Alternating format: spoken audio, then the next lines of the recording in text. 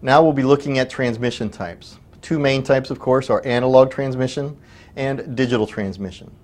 Analog transmissions use a sinusoidal wave, such as a radio frequency wave. It uses a carrier signal, generally at a single frequency that is the norm or the standard, and then they vary either the amplitude or the frequency to encode data bits into the signal. Amplitude modulation, as I increase the amplitude above the carrier signal, this might represent a 1 bit. If I decrease the amplitude from the carrier signal, this might represent a 0 bit. So the carrier signal is the standard, and then I will vary above that or below that standard to encode ones or zeros into the analog signal. Another modulation type is called frequency modulation, FM, and this is where instead of having a frequency or a sine wave that is this long, if I increase the frequency, making the wave shorter, this might represent a 1 bit. If I increase the wavelength, decreasing the frequency, this might represent a 0 bit. So analog transmission is used in radio frequency transmissions, high frequency, and we use either amplitude modulation, frequency modulation. And newer technologies use also something called phase shift keying. We'll be talking about that a little bit more when we get into the wireless arena. The other transmission type is digital transmissions. With digital transmissions, I don't vary the voltage over a smooth pattern like a sine wave. What I do is I have either the existence of a signal or the absence of a signal. It's either a 1 or it's a 0, and there's nothing in between. This is a digital transmission media. With digital transmissions, I have two main types, synchronous and asynchronous transmission types. Again, this has to do with what's called modulation and encoding. This is the way I take those binary signals or digital signals and I encode data into those signals.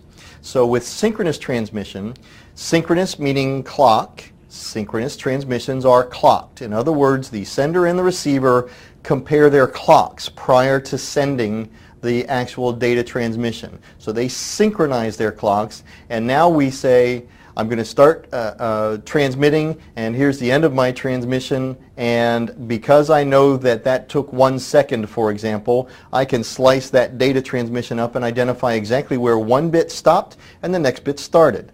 So with synchronous transmissions, I have a clocking pulse that occurs before the transmission occurs. With asynchronous transmissions, we don't have that synchronization of clocks. So I have to tell the other guy, the receiver, I'm about to start talking. So I have to send him a start bit. The start bit says, following are going to be 8 bits of data.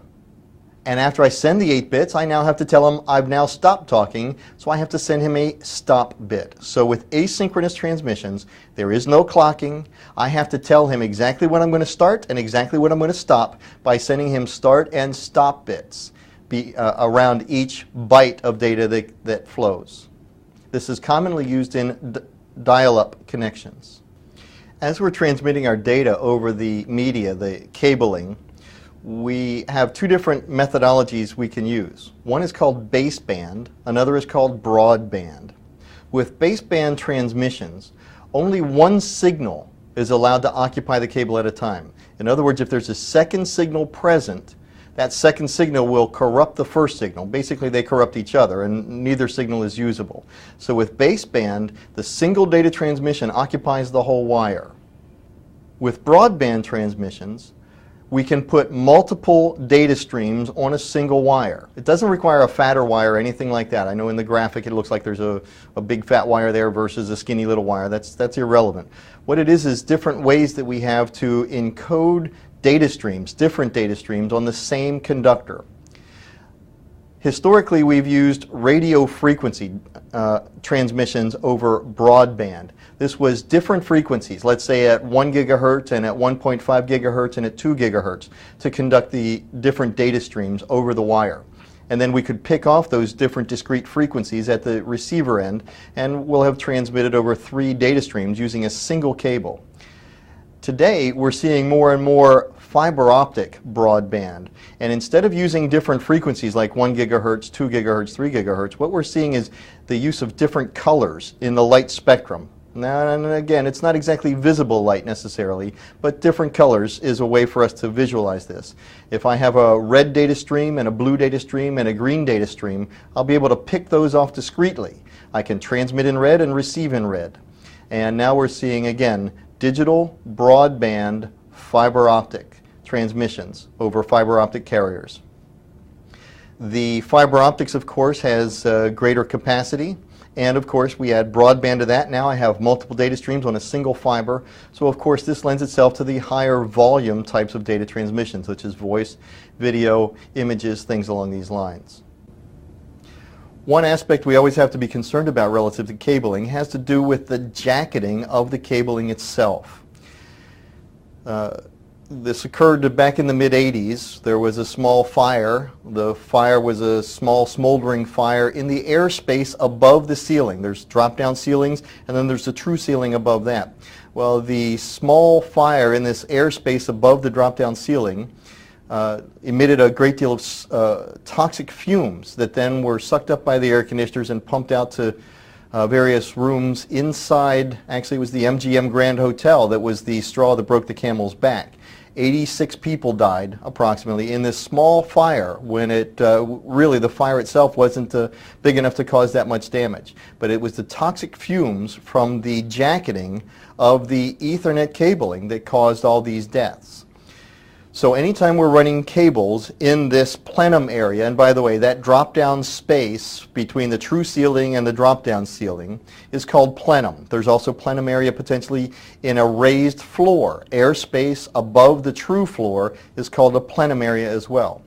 Anytime we're running cabling in these plenum areas, we have to run a cable that uses a jacketing using fluoropolymers.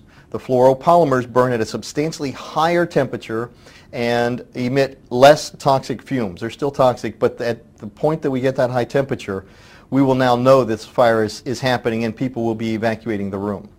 So again, anytime you're running cabling in these plenum areas, the drop-down ceilings or raised floors, you have to use plenum-rated cabling. Now the downside of running plenum cabling is it's about 3 times the cost of the standard jacketing. Standard jacketing, of course, is using the polyvinyl chloride, the PVC jacketing.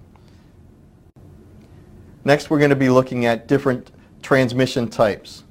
Different types of packets that I might put on a particular cable media. We have the unicast, the multicast, and the broadcast. With a unicast, I have a single, unambiguous destination. I'm the transmitter. I am going specifically to that one receiving host. And I'll include enough specific information that every other node that's on that particular network recognizes this frame is not meant for them. They'll discard the frame. This is the unicast.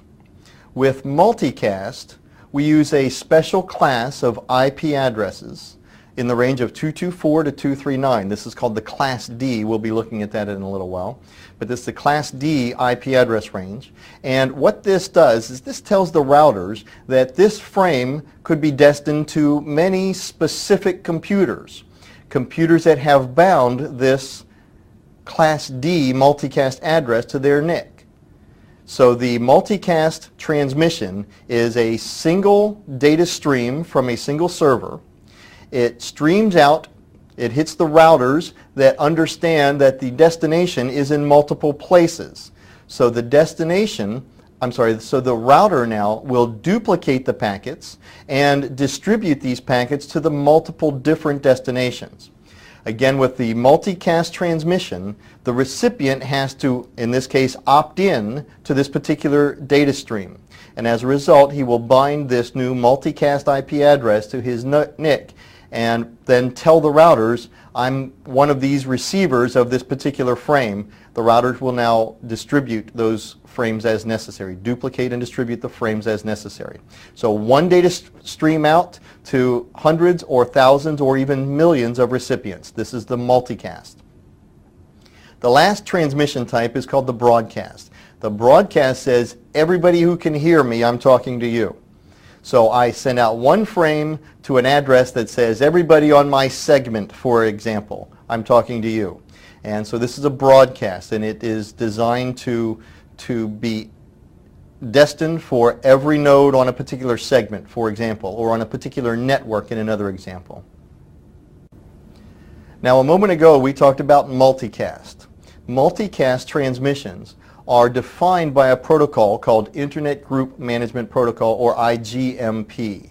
And again, this is where the recipient will register for a particular data feed, will bind a Class D IP address to their network interface card, will program the routers between their computer and the source computer. I now am a recipient for this particular multicast transmission. My address is 224.0.0.5, for example, and anytime you see a frame destined to that IP address, send me a copy of that frame. Again, the routers in between the source and the destination will duplicate those frames and will disperse or transmit those frames appropriately.